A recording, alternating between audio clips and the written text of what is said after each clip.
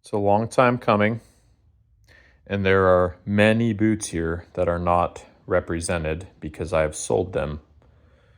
But we finally have what I would say is a definitive review of most of the touring boots you should be interested in on the market. The first and most important thing that I want to stress is that what I'm about to say doesn't matter at all if the boot doesn't fit you well. And I'm not talking about fit like here, like width and length. I think that's important, but mostly that can be modified with good punching, good boot fitter. Obviously, if you're at one extreme end of the spectrum or the other, that is automatically going to rule you out of some boots. But when I say fit, I think the most important aspect is just going to be what I refer to and others refer to as stance, which is the combination of the heel to toe drop, okay, as represented by an angle there that we don't actually have a lot of measurements on, so you kind of have to try out yourself, in conjunction with the forward lean, which is theoretically going to be measured from dead center there through the boot, which is adjustable on some boots by either changing the walk mechanism or other methods. Technically, I would disagree with people that say that stuffing a spoiler in changes the forward lean, because you're still, if your shin is in contact with the front of the boot, that's not being changed. So the bone structure is still staying the same in the lower leg, regardless of if you put a spoiler in or not. A spoiler will generally snug things up and make things fit better, but I would technically say it doesn't really modify forward lean. That's just me. So in any case, fit, and when I say fit in this video, I'm talking about those two things. Heel to toe drop, also referred to as ramp angle, okay, and forward lean. If that doesn't suit your stance, which is how you stand when you are skiing, i.e. slightly relaxed, more upright, more racer style, aggressive, knees forward, if that type of fit, the stance, doesn't match your ski style, it doesn't matter how good the boot is. It doesn't matter how good the product is. Just stop trying to feature and weight hunt and hunt based off of stance. Stance is the number one most important thing in regards to how you will ski, not the numbers that companies publish for a boot. Okay, that huge disclaimer out of the way. I stumbled across some actual data, so we don't have to internet theorize about this. So a company that I've long followed but haven't bought their last couple editions of gear guides because they've had issues with English translations. There's a company called Ski Alper based out of Italy. And they're the only ones, unlike Blister and all the US-based ones, that are actually providing objective data on boot flex, okay? So I'm not exactly sure because they don't explain how they do it, but they have put in a device, presumably either to the outside or the inside of the boot, that is generating torque, and they are able to measure deformation of the boot both fore and aft. Okay, if I've lost anyone, all that means is that they've put a device in here that is measuring how easy it is to flex the boot, okay? So when companies assign these numbers like 130, okay, or 100 or 95 or 110 or whatever they say this is, okay, those are all subjective numbers that only relate to the company's definition of stiffness, okay? Saying this 130, or rather this 130 compared to this 130, are two totally different things, because how Roxa defines a 130 is different than how Scarpa defines a 130. Okay, so having a company that is actually objectively measuring the displacement of the shell by 20 degrees fore and aft, we can definitively compare boots flex without just saying, I like that better because I've skied it more. Okay?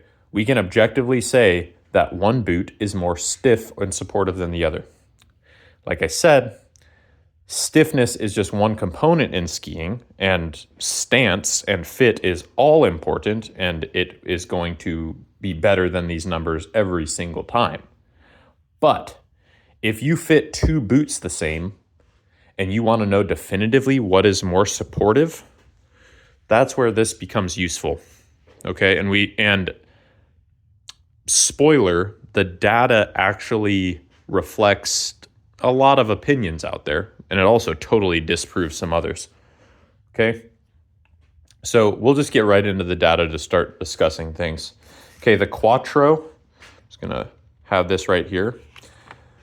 They've measured at a forward, and okay, so this data, like I said, is going up to 20 degrees of boot flexion. So these numbers could change as you get deeper into the flex. But, okay, most companies, if you're looking at this, there's a lot of numbers that show up pretty similarly, okay? So quattro, 30 Newton meters. And for people that want to convert to imperial, that's 22 foot-pounds of torque, okay?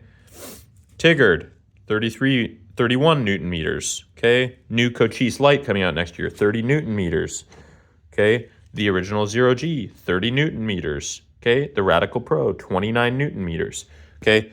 So most of the industry, it turns out, have defined 130 as a flex somewhat similarly, okay? Or anywhere between 120 and 130 as somewhere around 30 Newton meters, which equates to 22 foot-pounds of torque, okay? Now, where things get really interesting is that there is one boot in the 1,500 gram class that literally has double the amount of force requirement in order to deform the shell 20 degrees, and that is this boot. And I'd kind of forgot how much I liked this boot just because of how terribly it walked. So I got rid of the previous pair that I had relatively quickly because I was in a more efficiency-minded setting and not a skiing type mindset. But the Roxa R3 Ultralight 130, okay, it literally weighs the exact same as a quattro, okay? This requires double the amount of force, okay?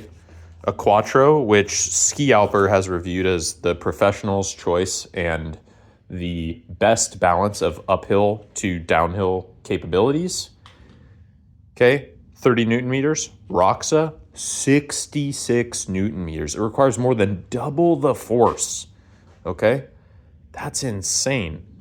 This boot is on a whole different level of capability than any other touring boot on the market.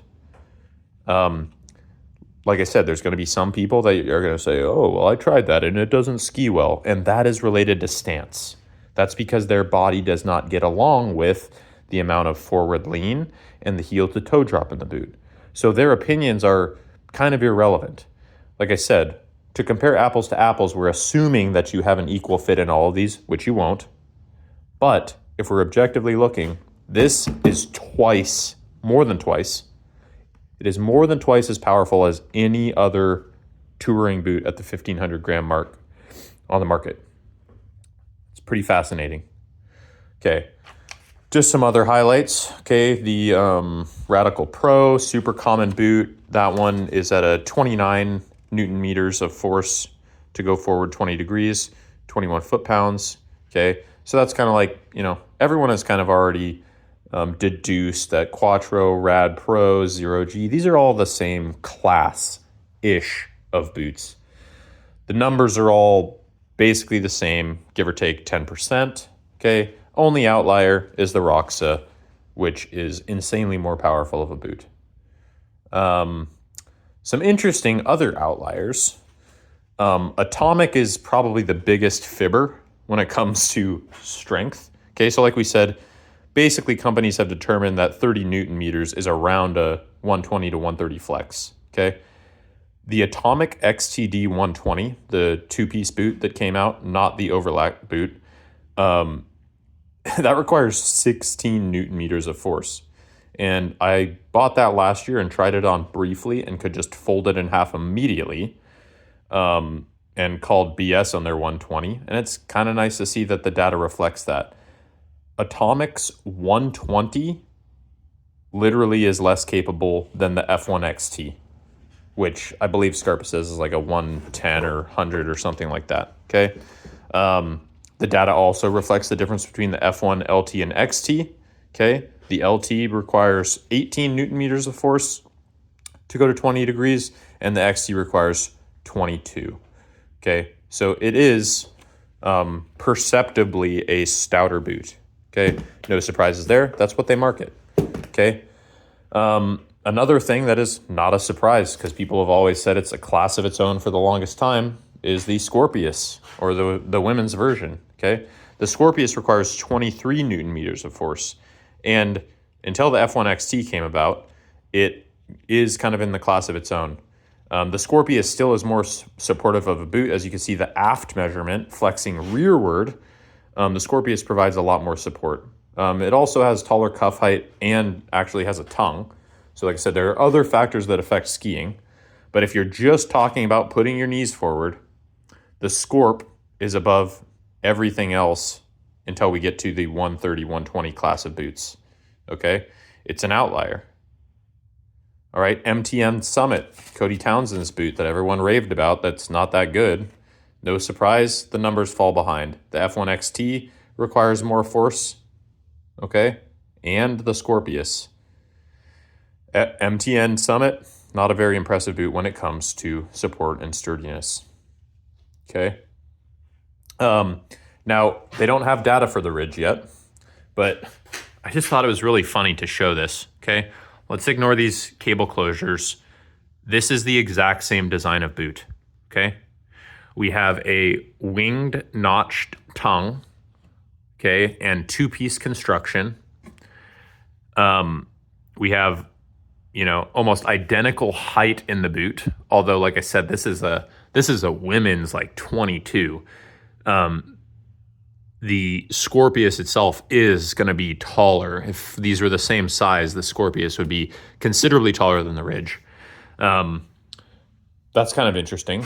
I do feel, flexing-wise, that the Ridge is probably a smidge. It's not big, but maybe 10% stiffer, okay? Which, again, is kind of in a class all of its own. And if you're a lighter skier, if we're talking about 23 and let's just give it 10%. Let's say that the flex of the Ridge, the new Dynafit Ridge, is 25, okay? That's pretty damn close to what people are defining as a 120, 130 boot at 30 Newton meters, okay? It could be in a class of its own if it fits you, but the Scorpius and the Ridge fit totally differently. The Scorpius is a much taller boot, and the stance is wildly different. I wasn't able to get along with the stance of this boot, so I'm going to sell it. I do believe that the stance of the Scorpius fits me better. All right. The other thing to consider that's different between these boots is kind of how they're achieving stiffness. Of these boots, this is the only true Cabrio. Okay, that means that when this locks down, look at that. That isn't providing any forward stiffness. That's only providing resistance to go rearward. All the stiffness of this boot comes out of the tongue. And if we were to pull this out,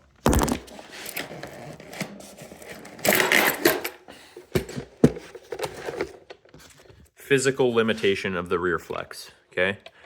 This block, I have this in hard mode, as this comes forward, literally sticks against these two wings of the boot, okay? This internal structure provides the stiffness, okay? All these other boots, their stiffness comes from locking in at the rear, which is why you've seen quattro breakages here, because all the force is being transmitted through the spine to this singular point, okay? Interesting little tidbit.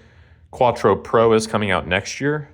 It is lowering the upper cuff So it's going to provide more material support there, and it has redesigned the wings and the backbone and increased the width back here so that it's going to provide even more power. They're also adding an Intuition liner that has significant plastic up here to provide better force transmission, and they're calling it somewhere around a 140 flex, okay, which by their numbers would put it, I would assume, somewhere around like 35 newton meters of force, which again would not be anywhere near the Roxa, but it would blow everything else out of the water. So I'm excited for the Quattro Pro that's coming out next year.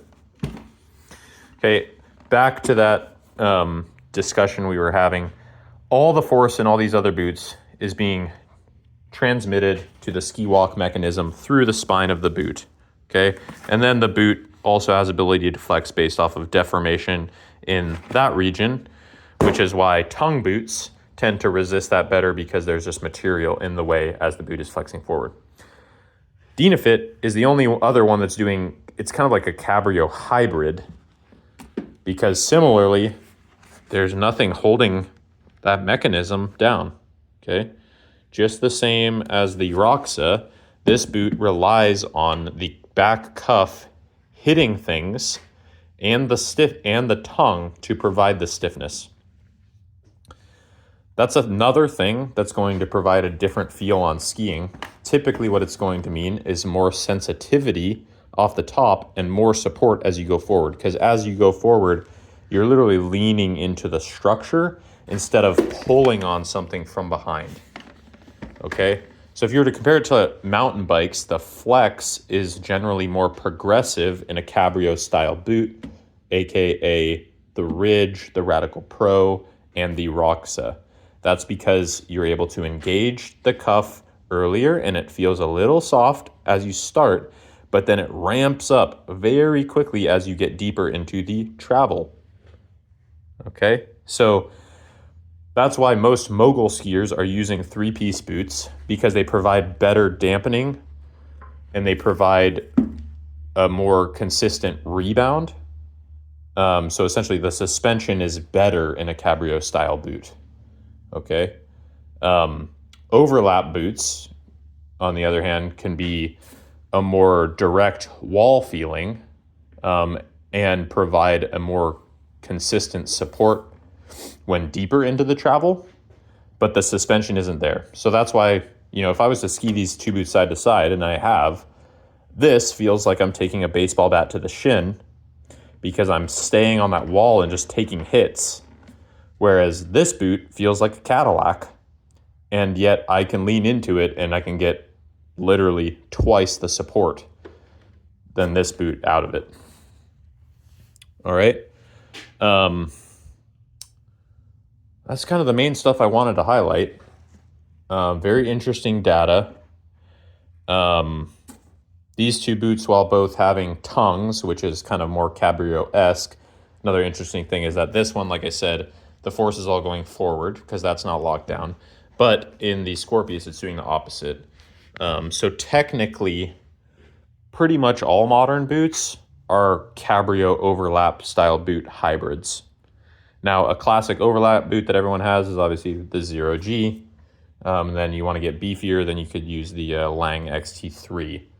And those are just unabashedly overlap boots, which, you know, is the original downhill boot design, which many people get along with. So generally, people that like overlap boots don't like Cabrio style boots, and that's more just a flavor. It's not like pasta is superior to rice. It's just some people have different palates. Okay.